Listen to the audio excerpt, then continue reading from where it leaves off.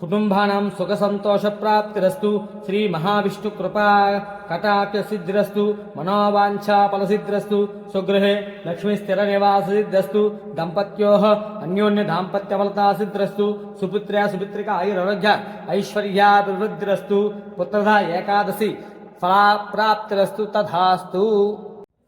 పుత్రదా ఏకాదశి వ్రత కథ.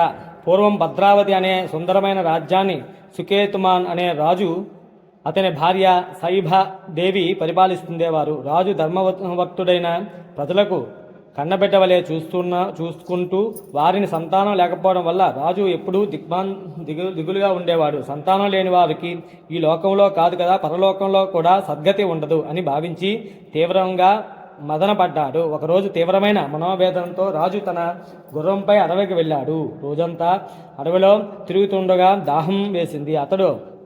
అప్పుడు అక్కడ ఒక సరోవరంలో ఒడ్డున కొన్ని ముళ్ళ ఆశ్రమాలు చూసి వారిని సమీపించాడు.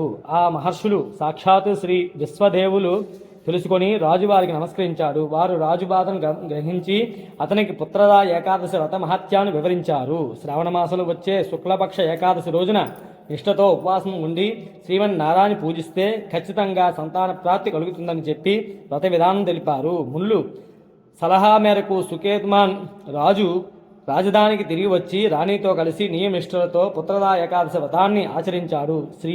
శ్రీహరి కృప వలన రాణి గర్భవతయింది. మరియు కాలక్రమేణా వారికి తేజోశాలి అయిన గుణవంతుడైన కుమారుడు జన్మించాడు. ఇది భవిష్యత్ పురాణంలో చెప్పబడింది.